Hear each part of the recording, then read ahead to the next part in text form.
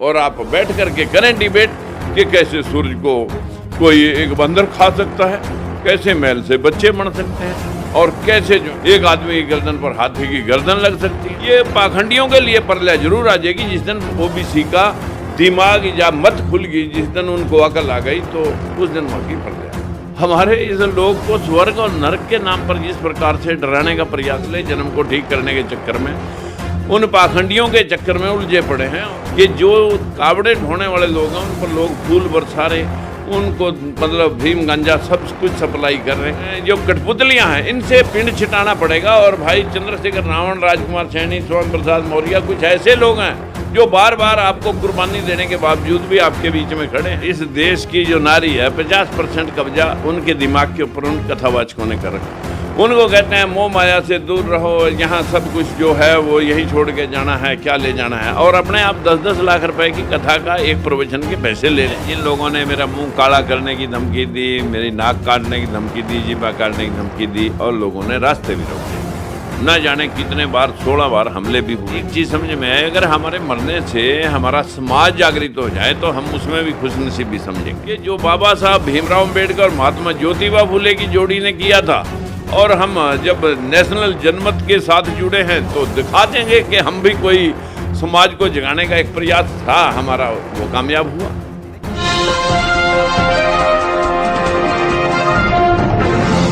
साथियों नमस्कार, मैं हूं नीरज पटेल और आप देख रहे हैं नेशनल जनमत।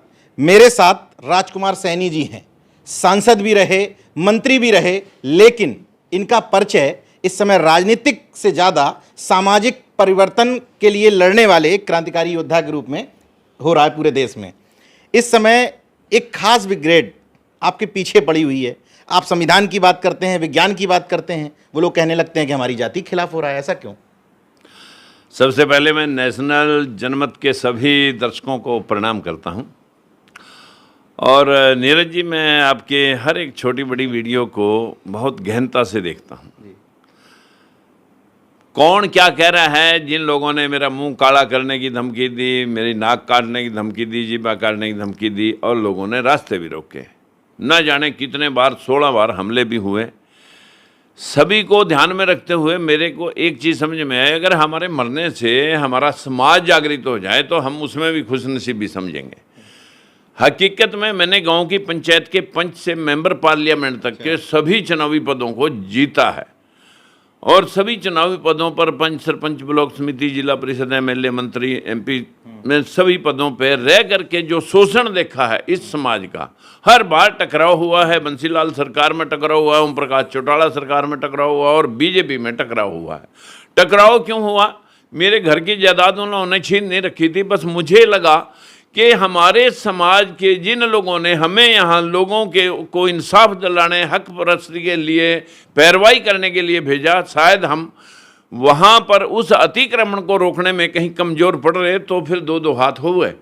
और आज भी यही बात है, जब हम देखते हैं कि हमारा समाज किस वजह से लुट रहा है, वो मानसिक गुलाम बन के 85% लोग क्यों सत्ता तक नहीं जा सके, यही सवाल हमें रोज खाता है। और इसी को हल करने के लिए हम प्रयासरत हैं कि हम दिखा देंगे कि जो बाबा साहब भीमराव अम्बेडकर और महात्मा ज्योतिबा फुले की जोड़ी ने किया था, और हम जब नेशनल जनमत के साथ जुड़े हैं तो दिखा देंगे कि हम भी कोई समाज को जगाने का एक प्रयास था हमारा, वो कामयाब हुआ। नहीं, महत्वपूर्ण बात यह है कि आप जाति का नाम लेते नहीं हैं। आप कहते हैं कि पाखंड से दूर रहो, अंधविश्वास से दूर रहो। ये बातें एक जाति को क्यों चुभती है स्पेशल? देखिए, ये तो आपको मालूम होना चाहिए कि जो बहुदाय, वैसे जातियों में तो सब में जितने बाबे हैं जेल में पड़े हैं वो सब जातियों के हैं। और मैंने ये बात बार बार कही कि जो ब्राह्मण नौकरी कर रहा, खेती कर रहा, कोई दुकानदारी कर रहा, कोई कारोबार कर रहा, वो तो नेशनल लेवल पे राष्ट्र निर्माण में लग रहा है। लेकिन जो लोगों को मूर्ख बना करके, वो बहुदाय संख्या किसी एक समाज से हो सकती है, और जब एक समाज की होगी उन्हें लगा कि तो सीधा हमें ही कह रहा है। भाई, मैंने उनको सीधा सीधा कहा कि हमारा जातियां सब अच्छी हैं, सब जातियों में अच्छे मंदे लोग हैं, लेकिन हकीकत में नेशनल जनमत के माध्यम से मैं ये बताना चाहता हूं उन लोगों को कि उन्होंने डिबेट की बात रखी। मैंने कहा ठीक है, एक्सेप्ट है, और आइए सब चैनलों को बुला लेते हैं और आप बैठ करके करें डिबेट कि कैसे सूरज को कोई एक बंदर खा सकता है, कैसे मैल से बच्चे बन सकते हैं, और कैसे जो है ना एक आदमी की गर्दन पर हाथी की गर्दन लग सकती है, और कैसे धरती में से बच्चे निकल करके सीता माता बन सकती हैं। हमारे इस लोग को स्वर्ग और नरक के नाम पर जिस प्रकार से डराने का प्रयास किया, यही हमारी के ये जन्म तो खराब हो गया, अगला जन्म ठीक कर लो। हम अगले जन्म को ठीक करने के चक्कर में, उन पाखंडियों के चक्कर में उलझे पड़े हैं और सत्ता तक जाने का हम प्रयास नहीं कर रहे। यही आँख खुलवाने की हम कोशिश कर रहे हैं कि जो कावड़े ढोने वाले लोग हैं उन पर लोग फूल बरसा रहे, उनको मतलब भीम गांजा सब कुछ सप्लाई कर रहे कि तुम भोले बने रहो, अपना मत खोलियो। जो भोले की तीसरी आंख दिखाते हैं मस्तक में कि जिस दिन खुल गई परल्या आ जाएगी, ये पाखंडियों के लिए परल्या जरूर आ जाएगी। जिस दिन ओबीसी का दिमाग या मत खुल गई, जिस दिन उनको अकल आ गई, तो उस दिन वहाँ की परल्या आ जाएगी। आप सरपंच से लेकर सांसद और मंत्री तक बने, ये महत्वपूर्ण बात इसलिए है कि मैं देखता हूँ छोटे से छोटे चुनाव लड़ने वाले लोग कहते हैं कि क्या करें नीरज भाई, जनता ही पाखंडी है, हम ये फीता काटने ना जाएं, यहाँ माथा टेकने जाएं तो चुनाव नहीं जीत सकते। आप तो बहुत चुनाव जीते हैं।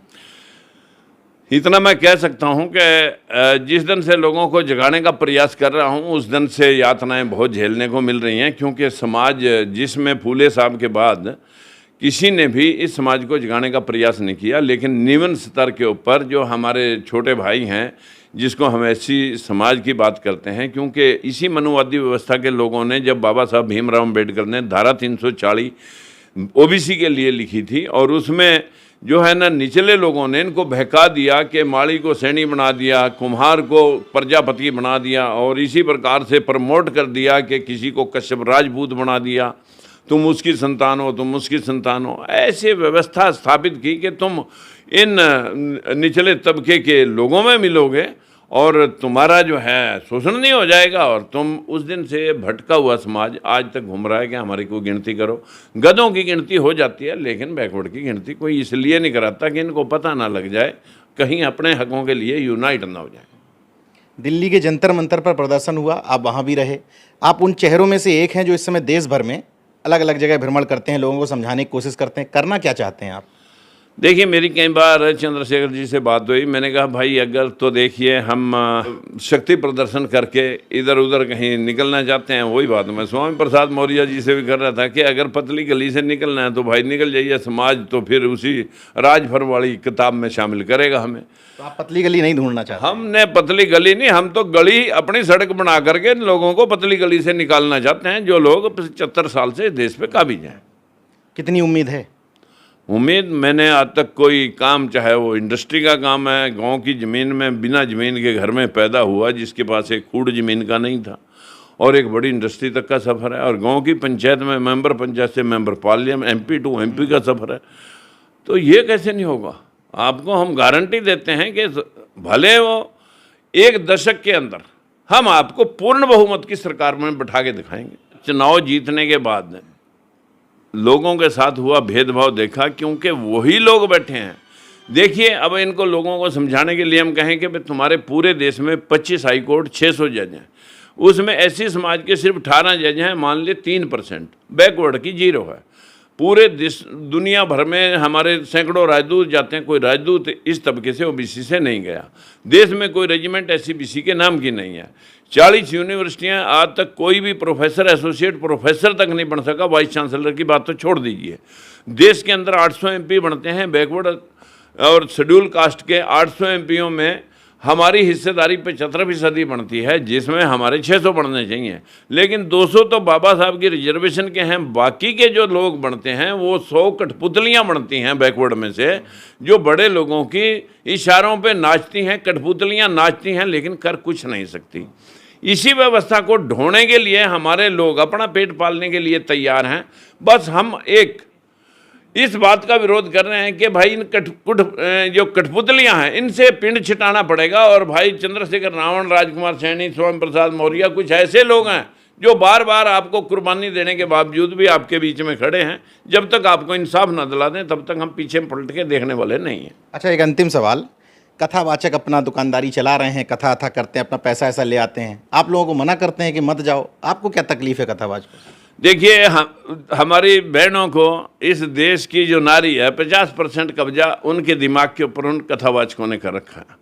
उनको कहते हैं मोह माया से दूर रहो, यहाँ सब कुछ जो है वो यहीं छोड़ के जाना है, क्या ले जाना है, और अपने आप 10-10 लाख रुपए की कथा का एक प्रवचन के पैसे ले रहे हैं। मूर्ख हमारे लोग हैं जो उनके आगे ढोलकियाँ और तुम्बे बजा रहे हैं, लेकिन वो तब तक नचाएंगे, बंदर को तब तक नचाया जाता है जब तक उसके हाथ में सांटा है।